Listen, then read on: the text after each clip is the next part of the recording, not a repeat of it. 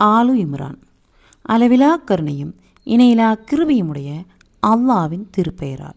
வசனங்கள் 23-25 வரை. வேதத்திலிருந்து சிறிது அறிவு கொடுக்கப்பட்டோரின் நிலை என்னவென்று நீர் கவனிக்கவில்லையா?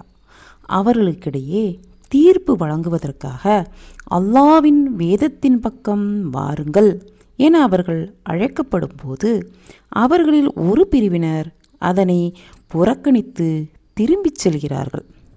அவர்களின் இந்நடத்தைக்கு காரணம் சில குறிப்பிட்ட நாட்களை தவிர நரக நெருப்பு எங்களை திண்ணமாக தீண்டாது என்று அவர்கள் கூறி வந்ததேயாகும்.